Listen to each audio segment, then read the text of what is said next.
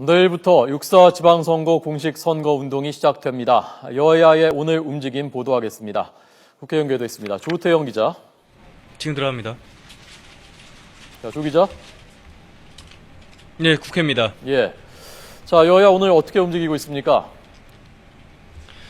네, 내일부터 선거 전날인 6월 3일까지 13일 동안 진행되는 공식 선거 운동을 하루 앞두고 여야의 움직임도 빨라지고 있습니다. 여야는 세월호 참사에 따른 애도 분위기를 감안해 조용한 선거전을 치르기로 했는데요.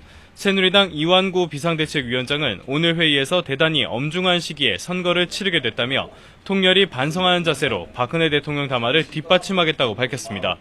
이완구 비상대책위원장입니다. 따라서 우리 새누리당이 대통령의 담화에 뒷받침되는 입법 조치들을 속도감 있게 하겠다. 아주 속도감 있게 하겠습니다.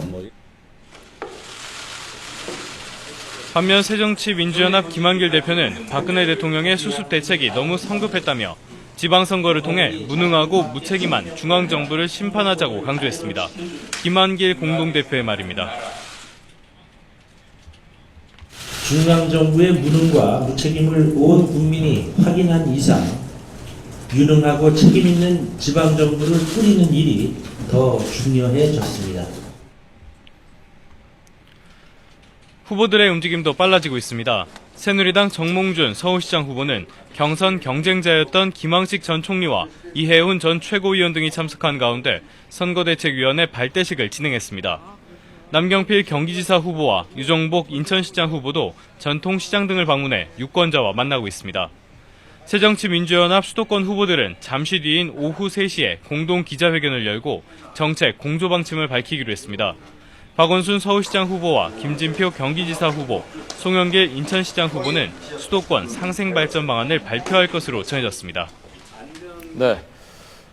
자, 오늘 국회에서 세월호 참사에 대한 긴급 현안 질문 오늘도 진행되고 있는데요. 어떤 내용들이 논의되고 있습니까? 네, 국회는 오늘도 본회의를 열어서 이틀째 긴급 현안 질문을 진행하고 있습니다. 여야는 정부의 강도 높은 인적 쇄신을 다시 한번 요구했습니다. 의원들은 몇몇 개인을 처벌하고 정부 부처 조직을 바꾸는 수준으로 마무리돼선 안 된다며 초당적인 국가 개조 노력이 필요하다고 강조했습니다. 새누리당은 사고 수습 과정에서 정부 대응에 심각한 문제가 있었다며 신설되는 국가안전처는 전문적인 조직으로 만들어야 한다고 지적했습니다. 김영우 의원입니다.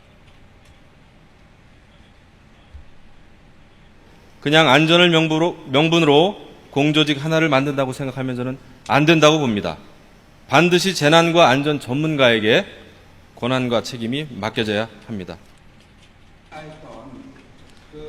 새정치민주연합은 사고 초기 보고 과정부터 미흡한 조치가 이어졌다며 청와대에 책임을 물었습니다. 김광진 의원입니다. 해경의 초기 대응 실패로 사건이 되었고 박근혜 정부의 무책임과 무능이 300여 명의 사상자를 낸 참사가 되었습니다. 오늘 국회 긴급 현안 질문은 세월호 참사 대책을 논의하기 위한 자리였지만 오전 10시 시작 시간에 맞춰 출석한 의원이 100여 명에 불과해 30여 분 지나서야 시작됐습니다.